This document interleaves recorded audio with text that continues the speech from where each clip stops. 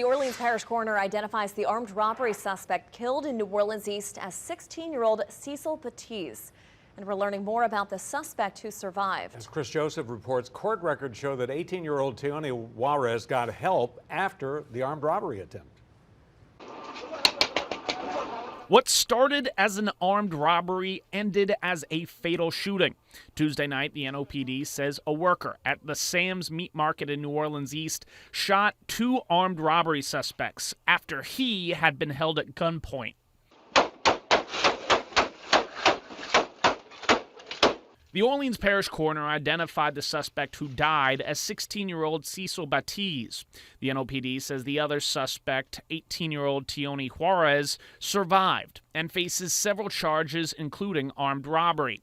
Court records show the NOPD alleges that as Juarez ran out, he fired his gun.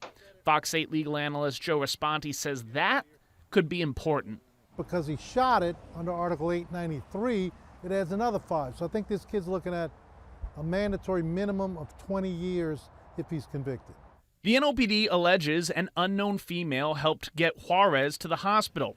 We asked the NOPD if she's been identified and if she'll face charges. A spokesperson for the NOPD said the department didn't have any updates. She could possibly be charged with accessory after the fact to the shooting. She could also possibly be charged as a principal, theoretically, although I don't think they'll go there. But she could have some criminal liability.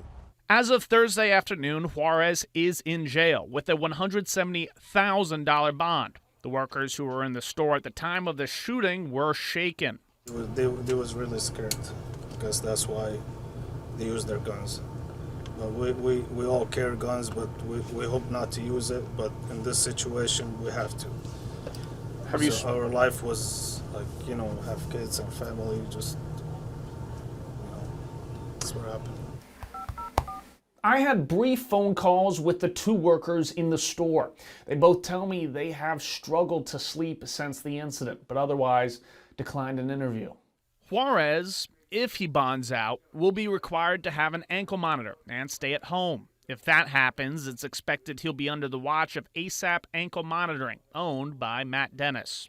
If he ever leaves, there will be a report that immediately goes to the court that tells him that he left. Juarez is scheduled to return to court in February. Now, state court records don't show any prior criminal cases for Baptiste or Juarez. Back